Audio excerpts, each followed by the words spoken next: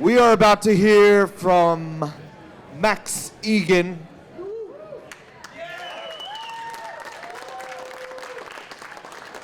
He has had a long trip to get here today to join us to do this talk right here, right now. And this, as far as I know, will be his first time speaking in the United States of America, for whatever that's worth. Max Igan was there in the beginning of my awakening. The Crow House was one of the first places that I ended up. And I listened to Max. Almost everything that he's ever recorded, I listened to. And I'm going to admit, some of it wasn't the easiest because it made me aware that there's a surveillance state. It made me aware that there's a FEMA. It made me aware that, it just made me aware of stuff that I didn't want to be aware of. So to him, we owe a great debt of awareness, even though sometimes, as we all know, becoming awake isn't always an easy, nice, fun process. Sometimes it's uncomfortable. Is Max here? Where is he? Is he hiding behind me? Max Igan.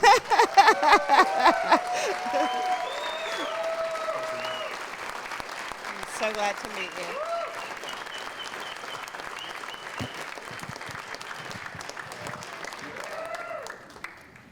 Hi folks, can you hear me?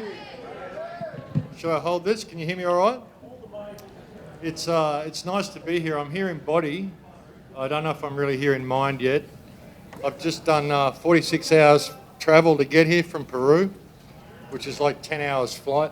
Thank you, Max. So the airlines are really good.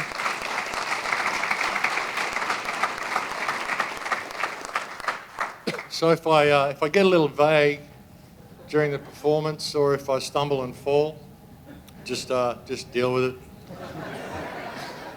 So that's my website, thecrowhouse.com. I'm sure many of you know. Is there a clicker here, or do I just click? This is the plan, right? Reality check.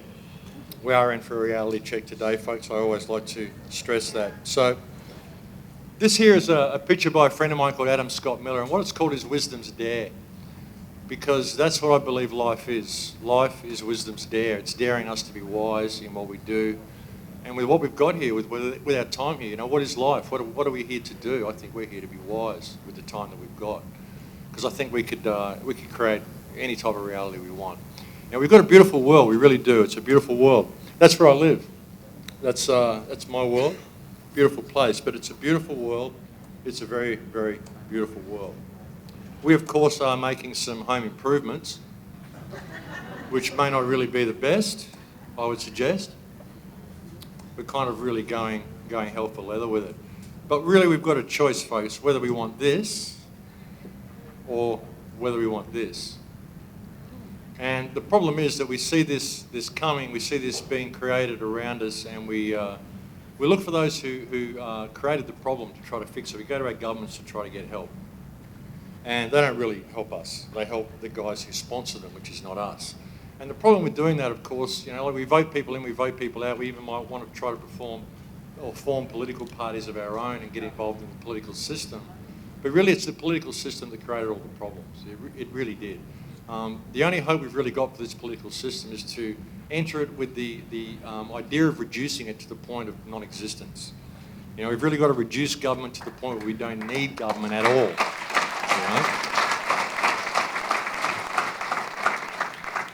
Sure, we've got to enter into the system possibly to do that. There might be some people who can enter in there with integrity and play by those rules and maybe make a difference, I don't know.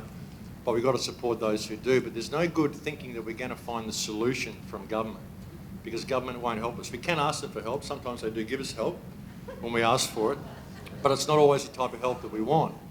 That's the problem. They're the ones that created the problem to begin with. We really start looking at this, folks, we find out they get off on this shit. They get off on it. They love what they're doing. It's just a big game to them. And the game is this. Of course, that's what they want to do. And that's what they are doing. And we, as a society, try to look at it, try to deal with it. We try to go to the government for help, and of course, we end up like this. That's what they do. You want some help? Okay, have some of these, have some medication, we'll look after you, it's all fine. That's what they do. But what we got here, folks, what we got is a system of people farming. That's what we have. People in and resources in people out, money to the profiteers. That's the way it goes. And we all know how it's done, the education system. They turn creative thinkers into little drones. They send them out there, they get them caught in the credit trap. They teach them what to think. They end up in massive bills and stressed out, and they carry that debt around with them for the rest of their lives, and they sit back and pretend to enjoy it. This guy's having a great time. He's got everything he needs. He's got his remote control, his team's winning, he's got his chips, everything's good. He doesn't even notice he's chained to a wall of debt. And that's what we got, and that is the ultimate result. We forget that there's another way to do things. We just forget that there's a better way. But folks, we can create whatever reality we want. We really can. When I was 4 years old, I realised this. How many people here have heard me tell the story about when I was 4? I'll tell it to you again. When I was 4 years old, I was walking in the forest with my parents. I'd never been to the forest before. And I thought, this is really cool. I'm just going to hold this. It's messing up my mojo. Leaning over. I'll go to sleep if I lean over too much. So I was out in the forest with my folks, and we were walking around the rainforest, and I'm going, this is incredible. Look at this place. What are we living down there in the suburbs for? Why don't we come and live here? And Mum said, well, we can't come and live here. I'm saying, why not? Nobody else lives here. This place is great. I'm like 4 years old.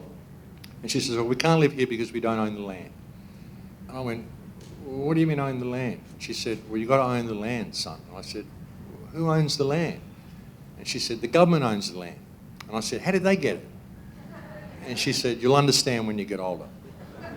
And I'm walking around in the yard with my teddy bear after being in the forest that afternoon. I'm walking around with my teddy bear and I'm going, Teddy, it's all fucked up. I've been born into the wrong reality. These people think they can own the land. And I was walking around at that point and I'm looking at my sisters and I'm looking at my parents, I'm looking at their friends and I'm watching all this stuff they're doing. I'm going, this is all fucked up. I've been born into an insane asylum. And I just couldn't figure it out. I had a terrible childhood from that point on. I just didn't get along with anybody. And then when I was 8 years old, I discovered the pyramids. And I got told that they didn't know how they were built. And then I put down all the Batman comics and all the Superman comics, and I was just into ancient history, trying to figure out how the pyramids were built. That was sort of my childhood. And then I got kicked out of every school that I went in for arguing with my teachers. I left high school halfway through the third year of high school, never got any education after that, and went out in the world and educated myself.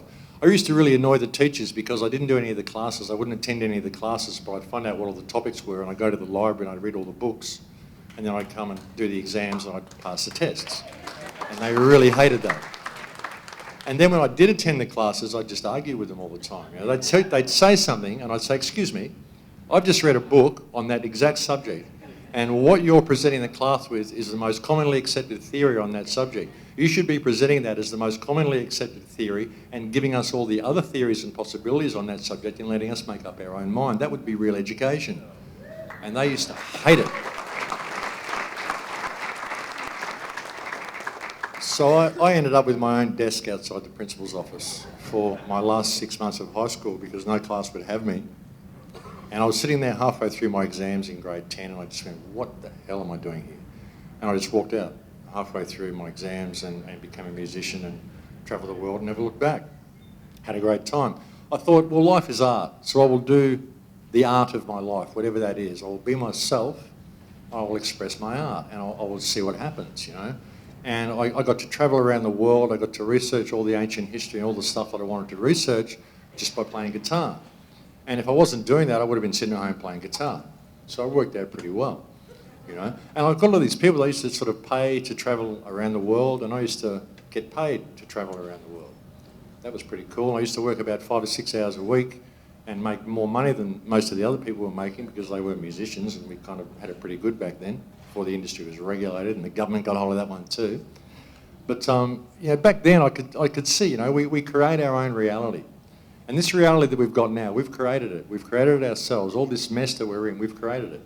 Mainly by our preoccupation with other things, which is what this society is very, very good at doing. Giving us all sorts of stuff to entertain ourselves with, so we don't really pay attention to our life. Very often we're living other people's lives vicariously through the television set. You know, when you watch television, you know, you get these shows that you like, these people that you like, and these things that you like to identify with, and you watch that, and you watch these shows, and you feel at ease, and you feel comfortable that you've done all these things, but you didn't. You just sat there and watched it. And what's the one thing that people on the television aren't doing while you're watching them? Watching television. That's what they're not doing. Imagine if you turned on a real life TV show, you get a whole bunch of people sitting around watching other people on television. That's what our society is, folks. And we wonder why we're in the mess that we're in. We don't participate in the world. We participate in the television world. We think we know what's going on in the world without actually ever going out and seeing it, because the television tells us what's going on. And guess what? It's all bullshit. Every single bit of it. The world isn't like that at all.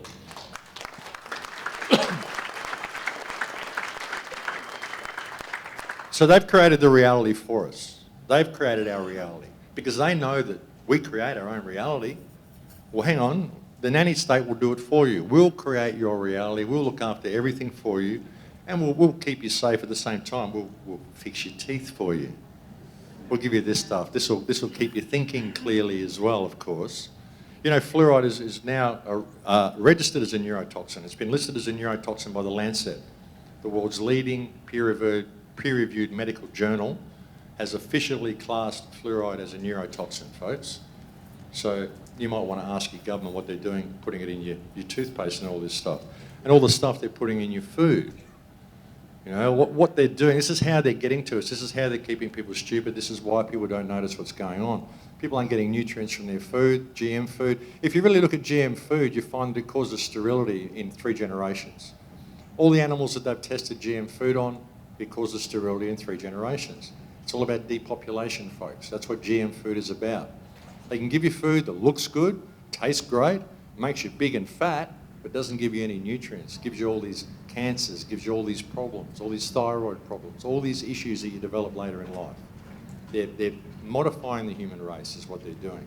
And one of the big things they've done is ban this stuff.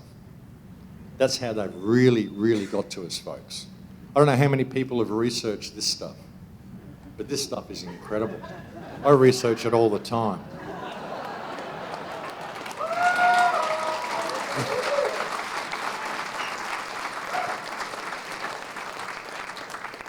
I research it all the time, and I recommend everybody else does, because what's really wrong with the world is a massive cannabinoid deficiency. That's what's wrong with the world. That's a big part of it anyway.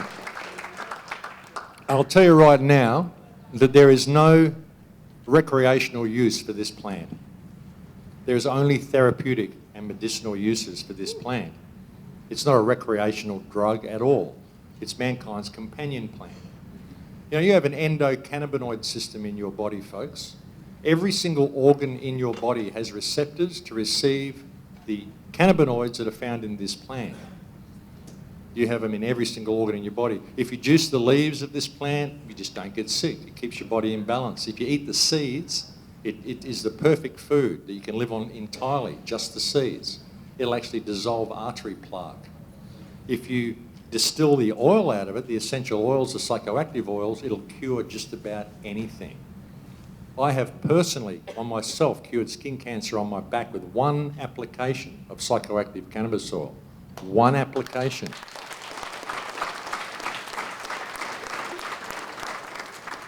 I had a guy last year come to me with the doctors had given him 6 months to live with throat cancer. Given up on him, 6 months to live. Came to me with a pound of weed that he'd grown and said, "Max, help me." I turned it into oil. In 3 months, he came back to me with a clean bill of health. Amazed all of his doctors. Cancer, not just in remission, gone. Ate itself and fell out of his neck. I've cured 2 lots of throat cancer. I've cured stomach cancer, testicular cancer, lung cancer, skin cancer, lymphoma, Lyme's disease. I've seen an autistic child showing an 80% improvement in motor skills from using psychoactive cannabis oil. That's what it does, folks. You've got an endocannabinoid system in your body to accept this plant into your body as your companion plant. You don't have an endo-lettuce system in your body. You don't have an endo-tomato system, an endo-potato system, endo-rhubarb system. You don't have an endo system in your body for any other plant except this plant. And when they banned this plant as being a dangerous drug because it's killed nobody, and if you put that in a time frame ever in recorded history, of course it's dangerous. It's dangerous because it causes people to become maladjusted to society. How's that? How's that? What did Judy Krishnamurti say? It's no measure of health to be well adjusted to a profoundly sick society.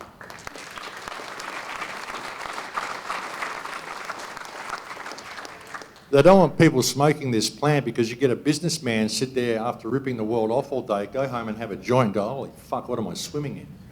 You know, they want to quit the system. They don't want to do it anymore. They want to change the world.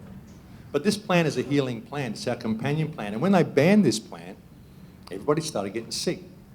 Alzheimer's, Parkinson's disease, multiple sclerosis. How many exotic diseases have we seen manifest in the world in the last 70, 80 years since they banned this plant? Everything has gone wrong with the human race. The pharmaceutical industry has just gone off the charts, profiting from people. Everyone's dying of cancer. You can cure cancer in 3 months with this plant, any cancer. I'm not allowed to say you can cure cancer, can you? You can cure cancer. This plant will cure cancer. Fuck the medical industry.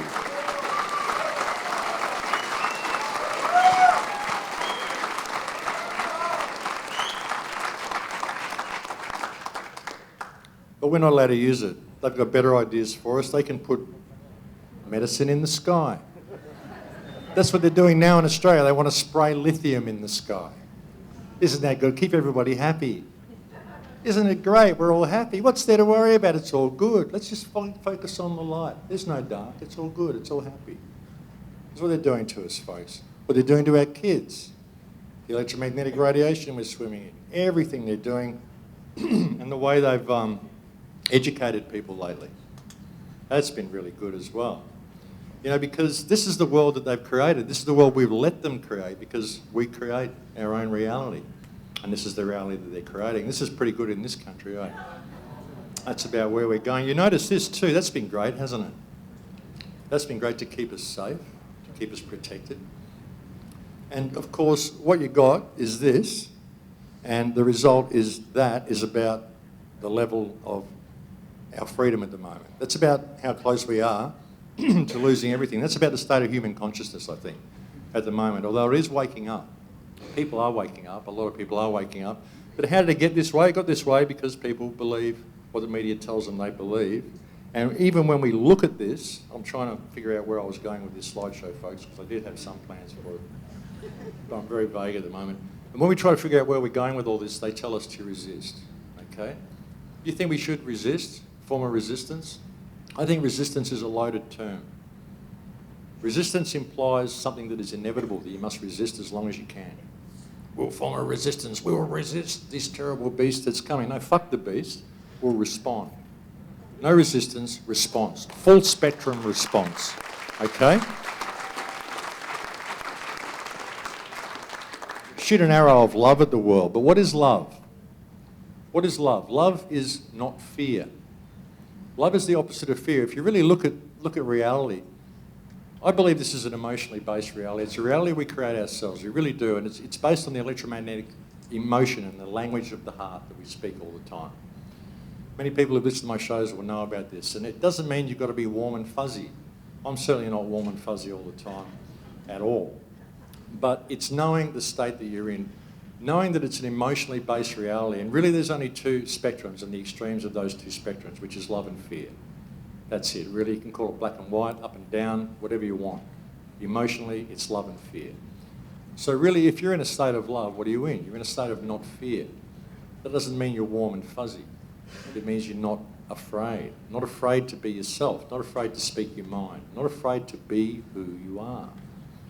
You know, but we're afraid to be who we are. Even when we try to address the system, we try to address the system, not the people within the system. Because it's just people. It's just men, just women, just people like you.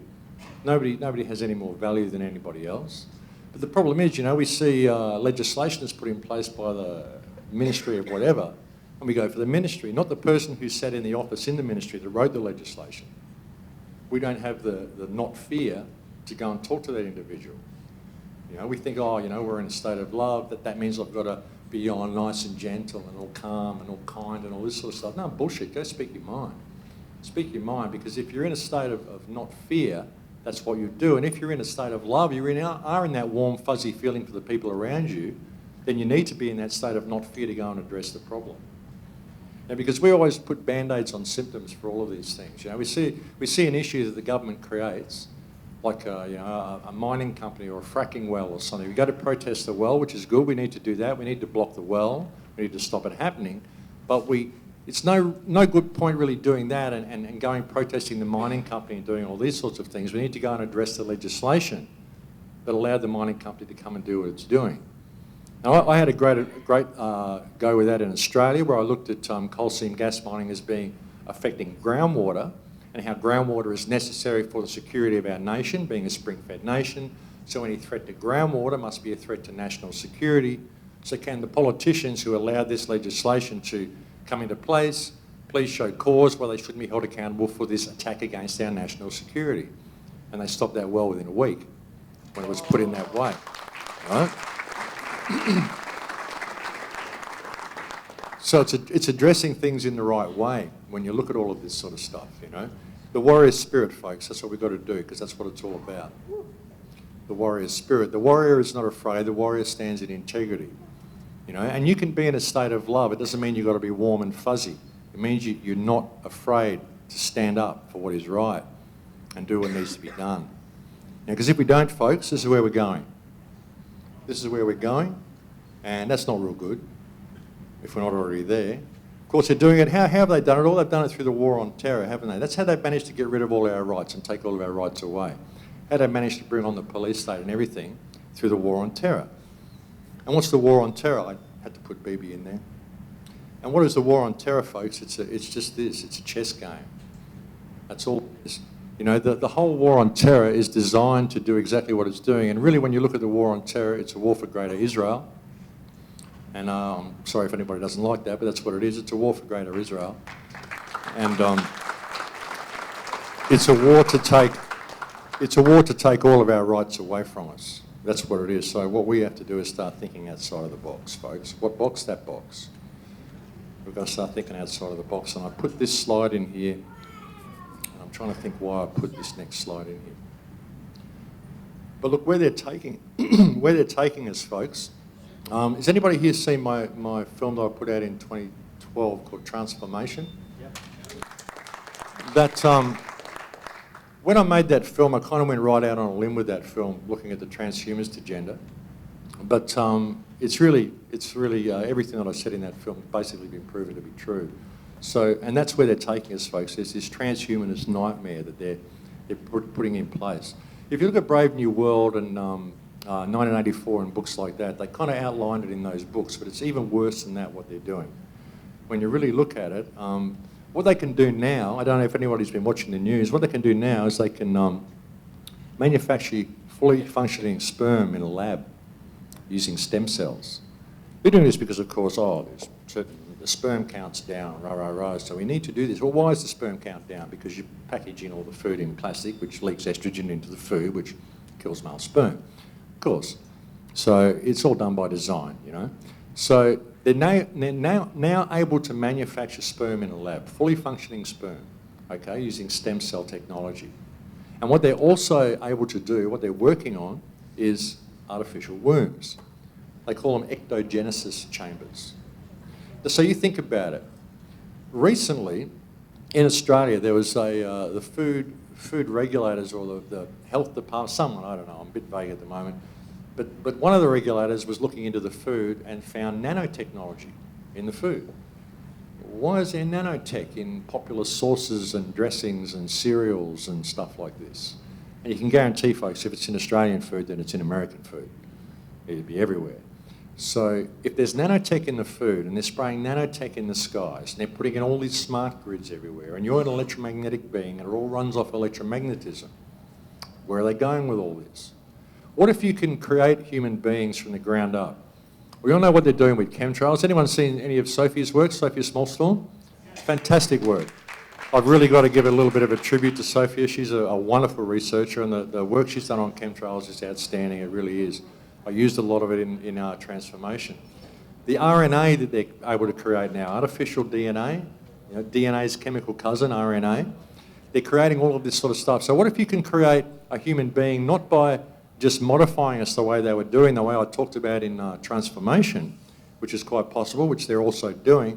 But what if they're able to do it from the ground up? What if you can grow your own human beings like they did in Brave New World, only from the ground up? So you can have, okay, here's our worker people, here's our scientists, here's our school teachers, here's our this, here's our that, here's our women that we breed just for eggs, for the ectogenesis chambers. That'd be about all you'd need women for, would be to harvest eggs.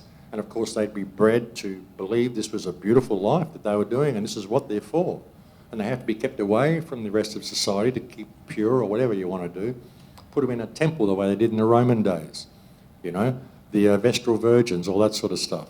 There's any way they can do this, but what they're able to do with this technology is basically eliminate parents. So you think about yourself, what are you? You're a combination of the waters of your parents and the waters of their parents and their grandparents and right down the line. Through ceremony and things that I've done in ayahuasca, I don't know if anybody's ever done that sort of thing, but ayahuasca isn't a drug. Ayahuasca is a medicine. It's an amazing medicine that can take you on a spiritual journey through yourself, through your past lives, through your incarnations, through your ancestors, all sorts of stuff. You'll find that the energies of your ancestors are still there in the spirit realm, and you can access that realm through plant medicine such as ayahuasca. That's really one of the benefits of that sort of medicine.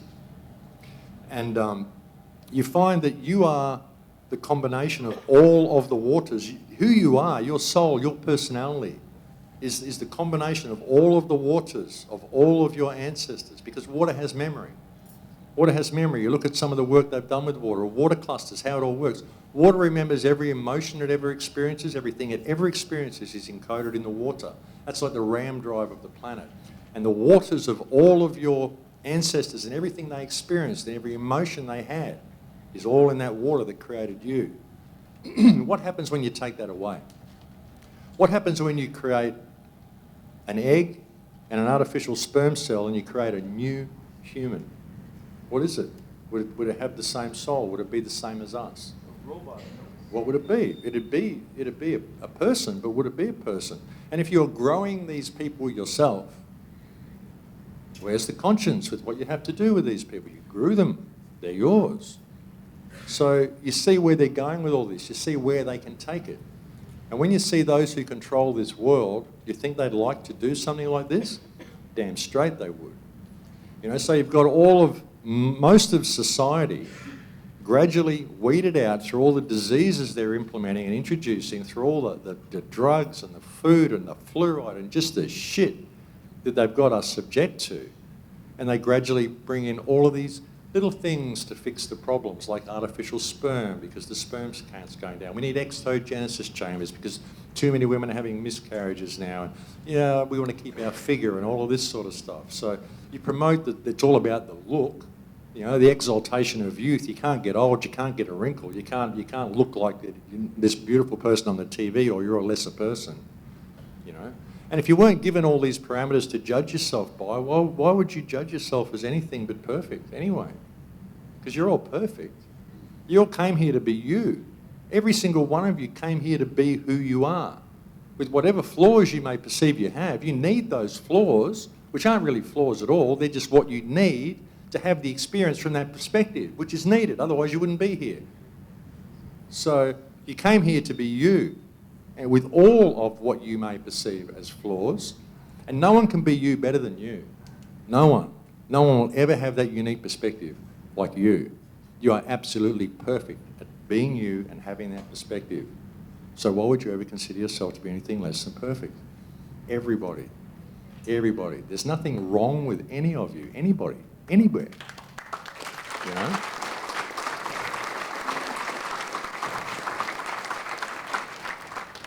So when you can have that and you can see that in yourself, then you lose that fear of being yourself. You lose all that. You suddenly do love yourself because you're here, and it's incredible.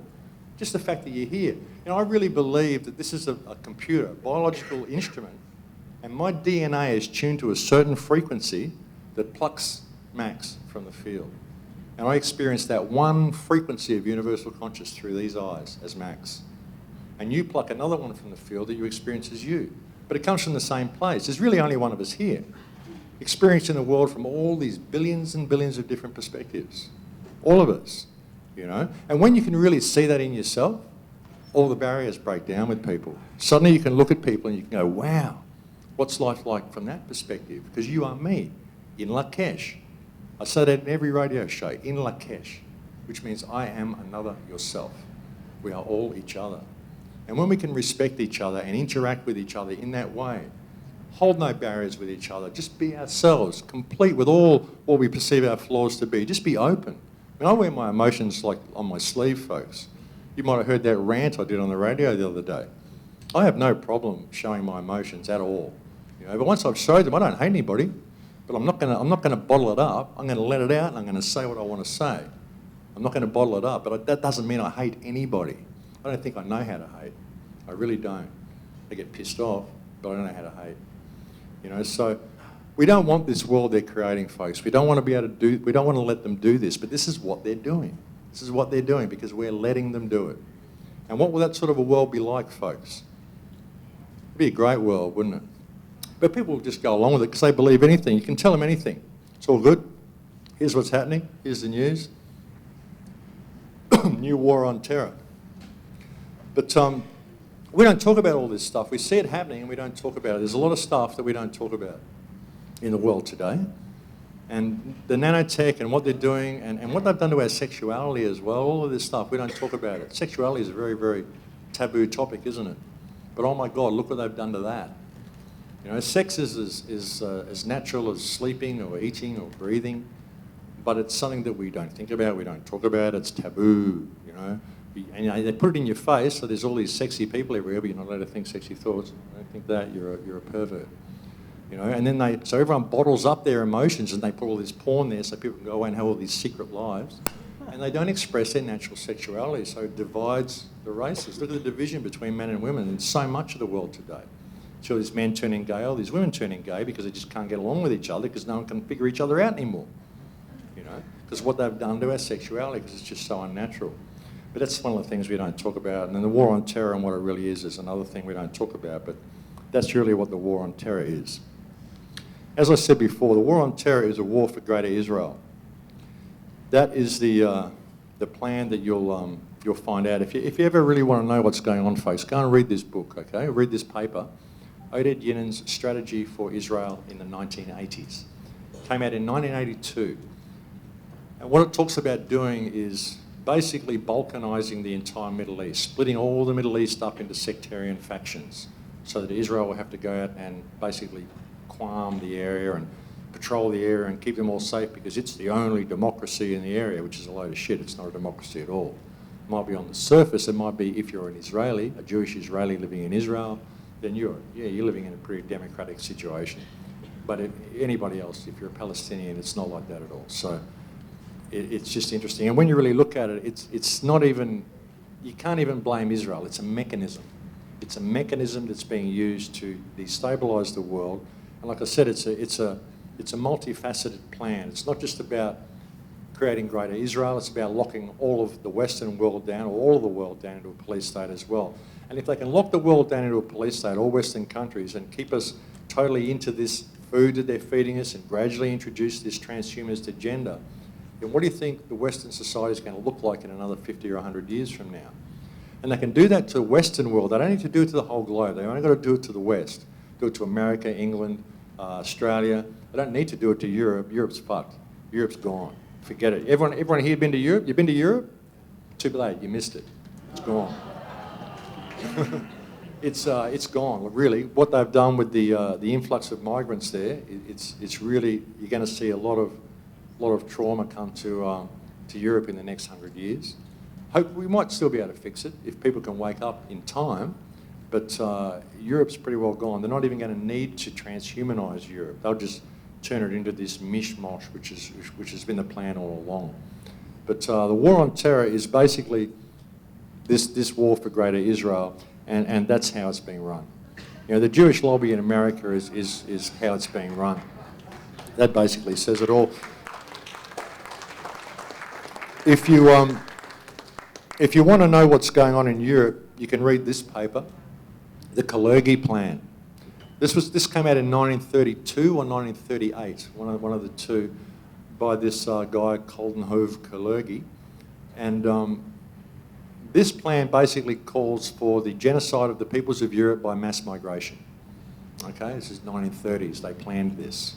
Okay, and the goal is to just send migrants in there, send them rampant across Europe to breed.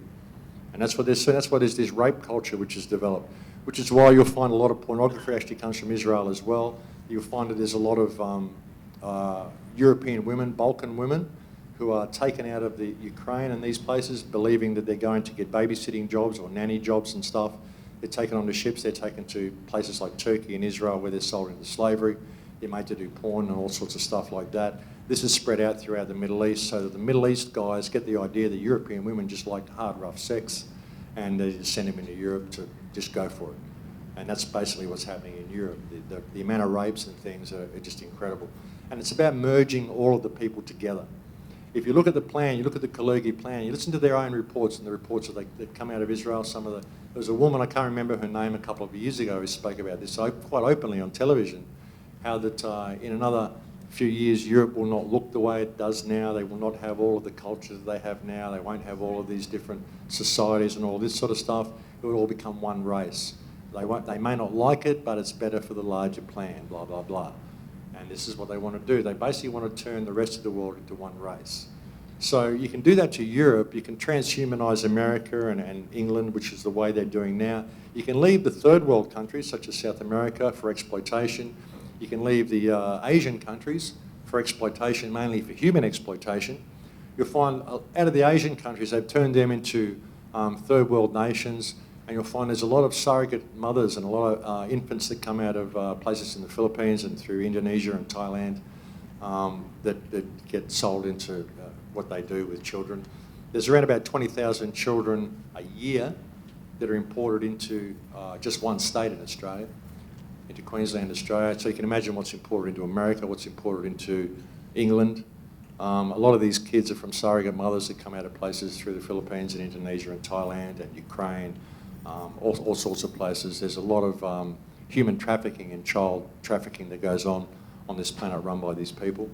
So you can see how the world's being set up and what they're setting up basically. They can control the species, they can breed what they want, and this is a long-term plan, folks. If you really look at this, it's been going on for hundreds and hundreds of years, but where it's going to develop over the next 100 years, it's just going to snowball if we don't stop it. And we're not going to stop it unless we call it, and start putting down the fear and calling things for what they are and start addressing what these politicians are doing. And realise that there are things in place, there are things we can do in the world that can help us, you know, things like Palestine. I talk about Palestine quite a lot. And Palestine, I believe, is a key. It really is. I went into Palestine in 2012 with Ken O'Keefe. It was just freaky how that happened, how we went there. Like, I was just in England and I said, hey, Ken, you can get us into Gaza, let's go to Gaza. Ken's going, what the fuck do you mean go to Gaza? You can't just go to Gaza. I'm going, what the fuck, you got the key to the city, let's go to Gaza, you know. Okay, maybe I can do something. And we fucking went to Gaza. You know, crawled through the tunnels. We had to crawl through this tunnel, folks. It was this big, it was like this high, really on our hands and knees for like an hour, hour and a half, 50 metres underground, came with like nearly our knees were bleeding. We were fucked when we came out of this tunnel, seriously. You know, we got near the end of the tunnel, and we were basically going, look, we've got to lie down for a while, you know. And there was this Palestinian kid. He was about, I don't know, he must have been 17, 18. And he just looked at us and he went, okay, give us your bags, give us your bags. He got my laptop, he got Ken's laptop, he got our luggage, and he just took off. And I'm like, this kid's an angel, you know. And we got through, we got into this tunnel, went into Gaza. And yeah, no fear, you know, no fear. But when I went there, it was just something that had been calling me for my whole life, Gaza. Just the name Gaza. It just had this thing for me. I don't know, I'm into Z's. I liked Frank Zappa when I was a kid as well. Big Zorro fan, you know. So, yeah, I just like Z's and Gaza. It just was calling me. And when I got to England, I said, I'm saying to Ken, let's go to Gaza. He's saying, well, do you want to go to Gaza? And I said, well, how often am I going to be this close to Gaza with someone who can get me in? And Ken's going, what the fuck do you mean close? We're in London. I've come from Australia, man. You know, it's fucking We're 4 hours flight from Cairo. It takes me 5.5 hours to fly to Perth from where I live. We're close, you know. So yeah, it was good, you know, but I just had to go there. And as soon as I got there, when I stepped on the ground, it felt like hallowed ground. I would move to Gaza in an instant if I could get there. I've been trying to get back in for 3 years. And I talked to the people there. I spoke to someone from Gaza yesterday. So I speak to them all the time. And I would go there and live there if I could. It's an incredible place. But what happened to the people in Palestine is absolutely shocking, folks, and it's a lesson for us all. There's a book I recommend that you read called The Ethnic Cleansing of Palestine by Ilan Pappé. Incredibly brave man, incredibly good book, very, very powerful book. I recommend you read it. But they get away with it, folks. How do they get away with it? Because, of course, everybody who's born there is a terrorist. Bibi will tell you that. But we're told that Israel is under threat from the Palestinians all the time. You hear this all the time, the terrible terrorist attacks that Israel suffers. There's the real situation that's going on in Palestine. As you can see, it's almost gone. And if they defend themselves against this constant land grabbing that Israel carries out against them, they get called terrorists, they get shot, whatever. You know, you notice now that they're mainly kids. And you see people saying, oh, isn't this terrible? The Palestinians just send all their children out to throw rocks at the tanks. No, it's because all the adults are just about being killed, folks. The age is reducing more and more and more in Palestine. The average age in Gaza Strip now is 17. There's 1.8 million people there, locked in collective punishment. The average age is 17. Think about it. It's child abuse. Not only is it collective punishment, it's child abuse. All funded with your tax dollars. It all go to Israel so I can do this. And the land theft in West Bank, it just continues. These bulldozers, these militarised bulldozers they use, and the weapons that they use as well, banned chemical weapons. But it isn't just the fact that they use banned chemical weapons and experimental weapons on the people in Gaza and Palestine. It's everything they do. These are some favourites that they used in the conflict in 2014. The aggression. I won't call it a war because it wasn't a war. It takes two armies to have a war, two militaries to have a war. It takes two countries to have a war. Palestine and Israel is actually the same country. So, but this is dime ammunition. Sends out micro shrapnel. Takes all the flesh from your bones but doesn't damage the furniture. I'm going to show you a couple of gruesome shots here, folks, but that's what it'll do to your legs. These are another favourite, flèche bombs. Flèche, they shoot these into a room. They have these little things in there that are this big, these little fluted pieces of metal. They come in creative designs as well. Almost impossible to remove. You shoot one of those shells into a room and it explodes in the room and just shoots those out everywhere indiscriminately, just covers the room in these little shells. This is what it does to the people. It's what it does to the children. These are the sorts of wounds that it does to children. These wounds are untreatable, folks. This is the stuff they were doing. This is Gaza in 2014. These are other things they like to use, folks, in these conflicts. Cluster bombs. You all know these, I suppose. Anyone who's been in the military knows cluster bombs. Wonderful, wonderful invention. That's what they look like on the ground when they're unexploded. Just lying on the ground, they're just lying around. So the aid agencies go, well, it's terrible, all these cluster bombs and all these people have been hurt from these cluster bombs. We better send aid packages in. And there's an aid package next to a cluster bomb. Go out and find the yellow packages, kids. Great stuff. There's the result. That's what your tax dollars are buying, but still the kids smile, you know. So why do they bomb Gaza and stuff all the time? Why do they carry out these attacks against Gaza? Why do they have the war in 2014? War. It's because because Hamas send these rockets over to threaten Israel all the time, these terrible rockets that Hamas send over. These are the rockets that Hamas send over into Israel, folks. These are pipes powered with fertiliser that put a hole in your roof. One guy had a rocket go through the back window of his car. He was terrified, you know. And that's the difference. That's the aftermath of Hamas rocket attack on Israel and the aftermath of an Israeli rocket attack on Gaza. There's a bit of a difference there. And I would suggest, I really believe that half of the rockets that are sent over there are sent over by Mossad agents. I really do.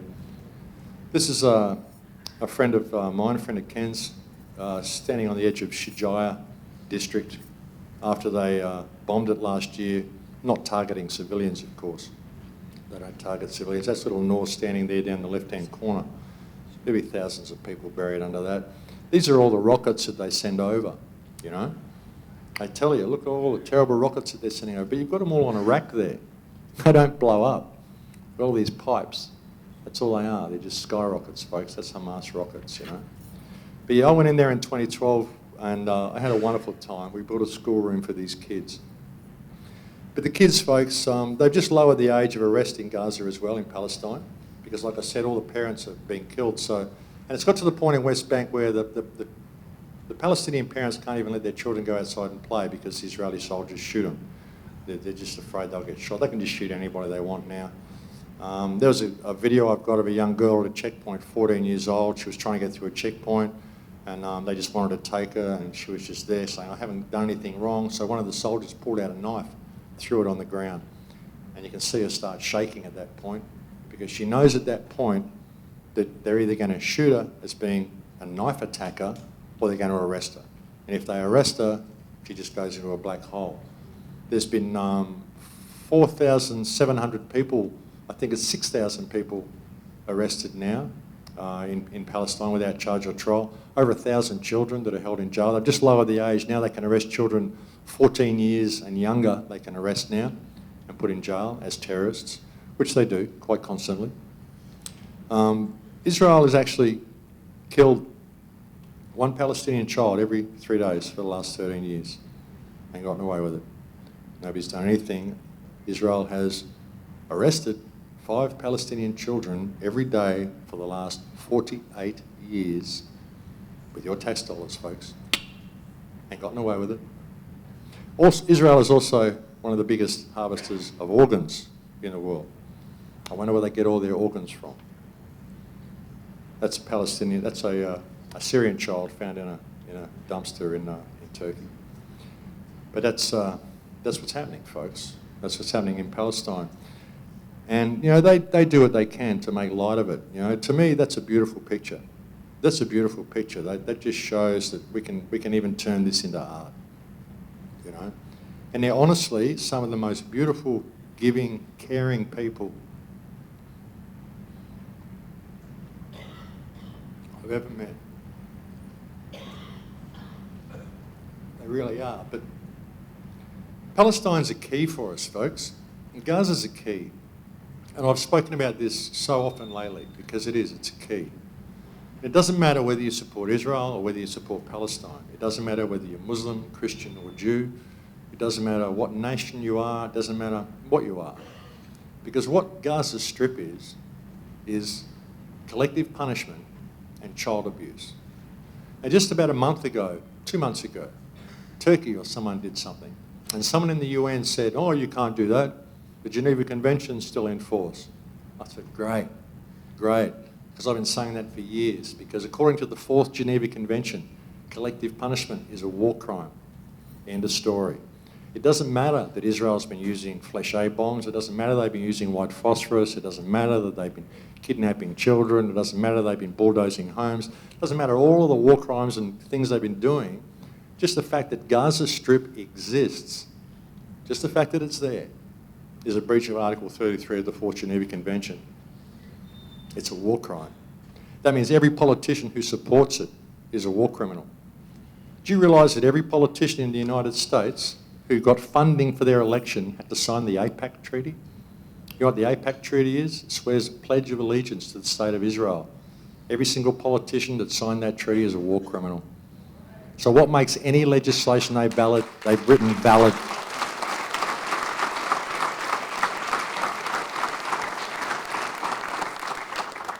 You know, Mr. Obama, hey, you're not my president, but if I was lived here, you want to bring in whatever it is you're bringing in?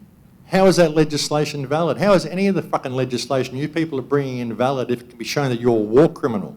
Do you support the State of Israel? Bye. You're a war criminal. Simple as that. Can you show cause why you should not be held as a war criminal? Can you show me how your legislation is valid if it can be shown that you are a war criminal, which it can, under your own legislation? I don't even believe in all your bullshit law. It's all bullshit.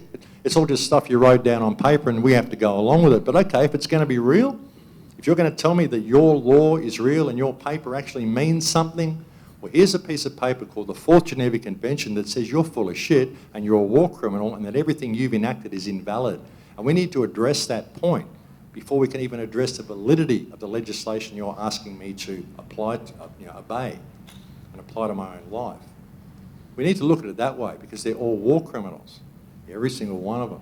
And that's the key that we can use to do it. If you want to stop the coal seam gas well in your area, well, the legislation that allowed that gas well in the area was probably enacted by a war criminal because he probably signed the APAC treaty in order to get his job, which means he pledged allegiance to a foreign power to begin with. So how the hell is he even allowed to hold office in this country?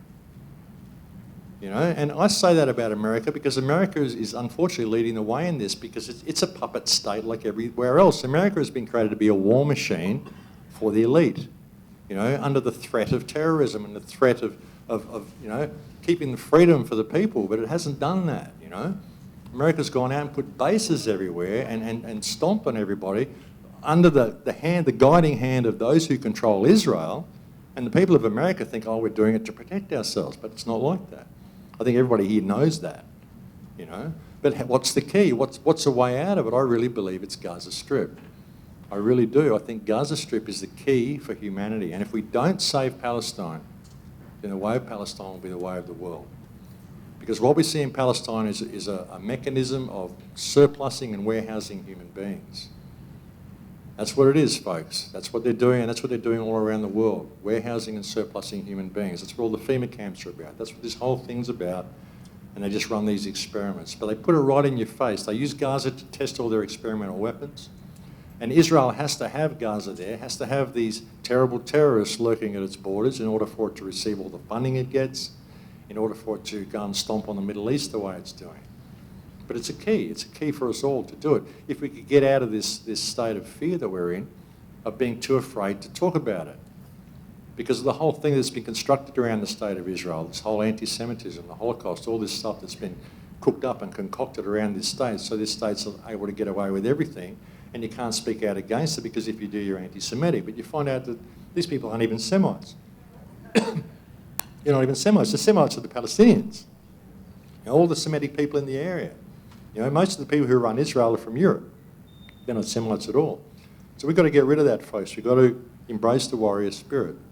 We really do. There's a way through this. There really is. I mean, like I said, the legal system is fiction, but it's there, and it's a mechanism we can use if we're sensible about it.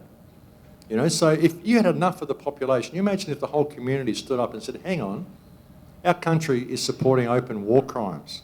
You know, and we're not being anti-Semitic. We're not worrying about Palestinians and Israelis or something. What we're talking about is the 1.8 million people, average age of 17, and the child abuse that our government is funding.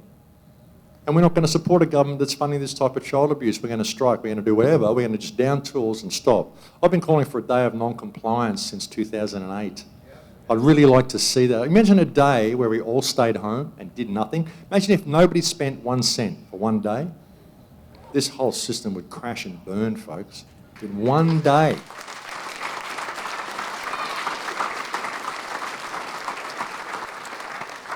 It would. It may not sound like much, but it would. It would make an incredible difference if everybody just stopped complying with the system, refused to spend money for a day. And I think that would really inspire people to want to do it a little bit longer and to actually really see what we could achieve. And I've been trying everything to unite the people. I've been trying the Amazon, I've been trying Gaza, I've been trying everything to unite the people. But we've got to do something. We've got to realise that there are mechanisms in place with this system, as corrupt as it is. There are mechanisms in place that we can use to do it. Because like I said, it's wisdom's dare. That's what it is. And I'm sure that if we do this, we're going to find that there's even people in the law enforcement community that are going to want to join us. I think you're going to see a lot of people breaking ranks. Who's the law enforcement here today? Who's the NSA here today? Come on. Come on, I know you're here. Oh, I don't believe you. Come on, I know some of you's here. Come on. There's no way you're going to have this lineup of speakers here without having some infiltrators. I know you're here anyway, but hey, you can join us. You can join us. We don't hate you.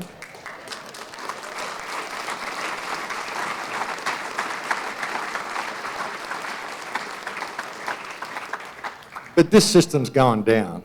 It's going down. And you're going to find that there's people that realise that they're living on the wrong side of history, because there's a huge awakening happening. But we've got to be prepared to face it, folks, and we've got to be prepared to confront it. We really do. We've got to confront it, because warriors confront the evil that most people refuse to acknowledge.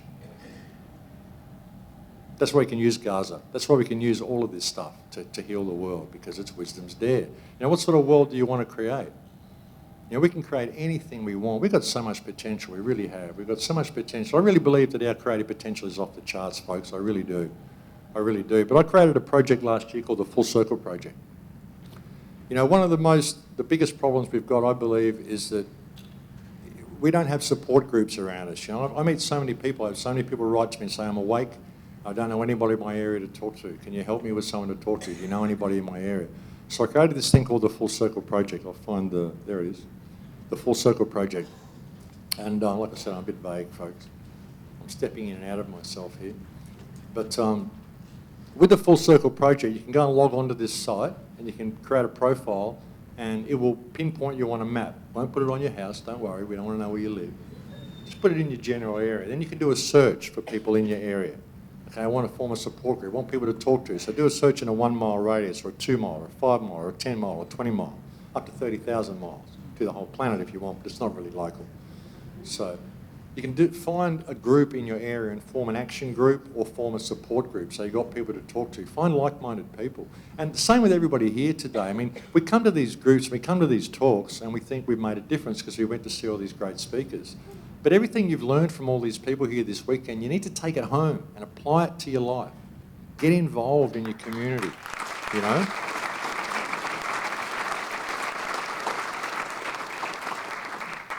Don't just think that by coming here, it's made a difference. I mean, it has, you've come and got information, but you all need to link up. Link up and connect. Get addresses from everybody. Anybody you find, just connect eyes with them, get their address, get their email, connect with them, form action groups in your area. Now, what I want to see with Full Circle, what I'd like to see, is people like to form an action group and then identify an issue in your community. There's going to be something that pisses everybody off that the government's doing. Just name it. There's lots of stuff. Just find it. And then go and address the problem. But don't go and put a Band-Aid on it. Look at that problem, that thing that you're pissed off about. It's a symptom of a larger problem, which is systemic corruption. So you've got to deal with the systemic corruption. So find that local issue that you've got, that everybody's pissed off about, and then empower them to go and approach the local politician and get that person to show cause why they should not be held accountable for the problem they've created. Don't put a Band-Aid on the symptom. We see homeless people, we go and build shelters for them and give them food. No, we need to address the legislation that created the homeless situation. You've got problems with your education system, you start homeschooling, well, that's great, but how about going there and addressing the legislation that's created this ridiculous education system? Because it's not what we want. But don't be afraid to be yourself. Call things as they are. Stop being politically correct in what you do. Put down all political correctness. Political correctness is a form of tyranny, folks. Political correctness is you policing your own thoughts and not saying what you actually feel and what you actually believe. Fuck that shit.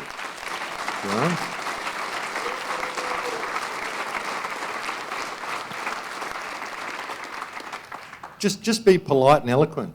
It can be incredibly insulting by doing it. I'm very good. I've developed it into an art form on the radio shows, I tell you. So you've just got to be, just be very, very direct and realise that you're just speaking to people. These guys are actually your employees. They're not your bosses. It's only because they've controlled the education system for so long that they've talked everybody into believing that we actually need them and that they're actually our bosses. But they're not. They're our employees and they're doing all sorts of stuff that we simply don't employ them to do.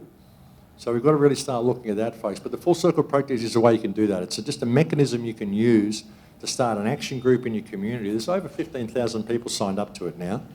So there's a lot of people getting involved. So please do, it's something anyway.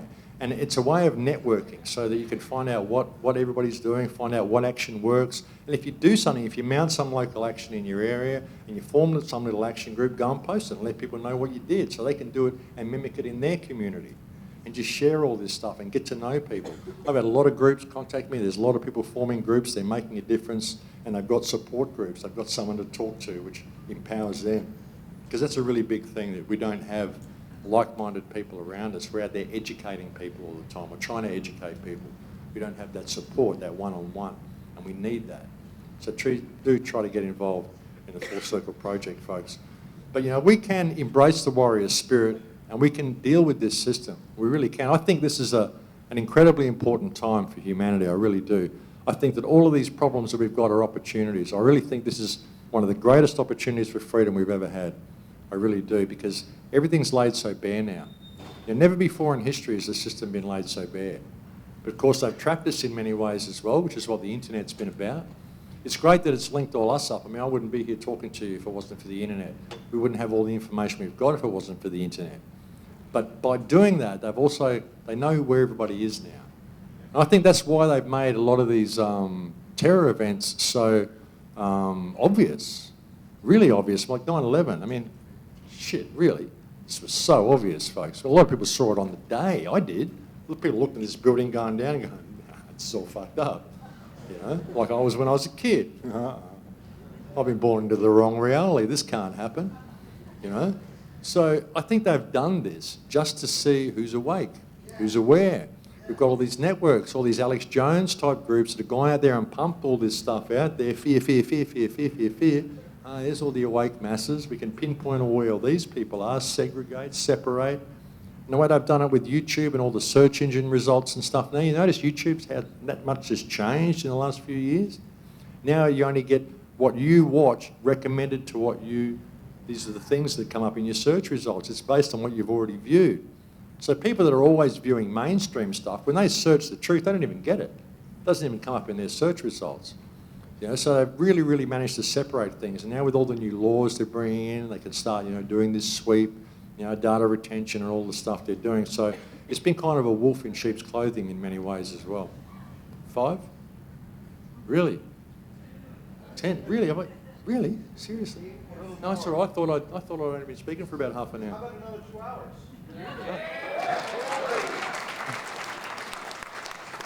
Time flies when you're having fun. But where was I? I was interrupted. But it's been a wolf in sheep's clothing. And what they've done with the internet, by mapping search engine results, so what they've got is they've got a map of the human terrain. They know how everybody thinks, because your search engine results don't just give them an idea of what you're searching for, it lets them know what you're thinking. So they know what mankind is thinking. So we've got to really see what we're up against, folks. We've got to step into the warrior spirit. Well, there's so much more I was going to say. I go off on these tangents. But we've got to step into the warrior spirit. We really do. Put down the fear. That's such a big thing. That's what love is putting down the fear. You know, I love all of you, but I love me as well. And I'm not afraid to love me, and I'm not afraid to be me, and I'm not afraid to speak my mind. If I upset people, I'm sorry, but I don't hate you. If you piss me off, I'm going to tell you pissed me off. But hey, I'll buy you a beer after that. It's all good, you know. That's what it is. We don't hold on to this stuff. You shouldn't hold on to it, because it's our belief systems. It's holding on to all this stuff and forcing our belief systems on everybody that's caused all these problems to begin with. You know, I often say to people, be careful what you believe, because belief is the enemy of knowledge. If you really believe something, then you won't learn anything from that point. You'll have locked yourself into this little belief, and you're only going to accept that knowledge which reinforces that belief. Don't believe anything. Be open to everything, but don't believe any of it. Consider all, believe nothing. You know, that's really...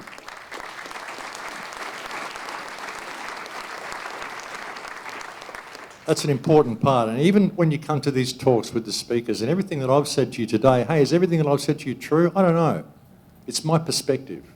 And it's the same with everybody who speaks to you. All the speakers that you listen to, all the gurus that you admire, what they are doing is offering you their perspective based on the information that they've looked at and what they've figured out would be going on, and they're offering it for your humble consideration. Don't believe it, consider it, because it could well be true. Consider all of it. But you find that if you believe little bits, I've looked at this, looked at gnosis and I believe that bit, and I've looked at this and I believe that bit, and I believe this bit, suddenly you've got all these little beliefs and all these conflicting beliefs, and you go mad. You go crazy. You do, and I've seen it. You know, the path to knowledge is a dangerous road, so be careful what you believe, because it's the path. It's about the path. And and it is the path to discovery. You might find out what's really going on after the experience. Me, I'm still figuring it out. The only thing I can be an authority on is this, and I'm still figuring this out. Well, I think I've got this figured out. I'm still trying to figure out this. This is an interesting thing. Well, maybe this. There's two of them, isn't there? There's two of them. But if we do that, folks, we can create whatever reality we want. We really can. Our creative potential is off the charts. But don't just go home thinking that you've made a difference. Link up, network with each other, and take all the information you've got out here home, and don't be afraid to be yourself. Don't be afraid to take this system on. Bullet a gate. Just go for it. Go for it and call it what it is. And call these politicians out for what they are. Don't be politically correct, and realise you're just dealing with people. They're just a frequency of consciousness like you. Nobody's special. Nobody's any better than anybody else. If they are, then we're all special. That's just the way it is. That slideshow seems to make its way into every talk. I don't know how it gets there. I try to leave it out, but it just seems to make it. So I guess that's it for me, folks. So my name is Max Igan from thecrowhouse.com. There is a question, and thank you for coming in Lakesh. Max Igan, you're so wonderful. So, one question, everybody. If water has memory, why are we flushing our shit down the toilet with water? Right? Shit's good stuff. We grow garden. We got these composting toilets in the Amazon, folks. Shit's good stuff. Shit's good stuff. So composting toilets I wanted to mention. And then is there one other thing before we let Max go I'm curious about, which is, everybody raise your hand who's going to do that full circle project? I mean, every one of us is going to do that, right? Yeah. Okay, so I just wanted to make sure of that. So can we throw out search engine decoys? In other words, is there a way on the internet that's able to... Start page. There's the Tor browser. You can use the Tor browser, which is an anonymous browser. I recommend everybody use the Tor browser. It's a little bit slow, but you can use it. There might be other ways. I mean, I'm not... Huh? Start page? Okay. But it's still metadata and stuff, you know. They're monitoring all search engines. They have been for a long time. That's mainly what they're about. Max Igan, thank you so much for coming this far for us, and we love you so dearly.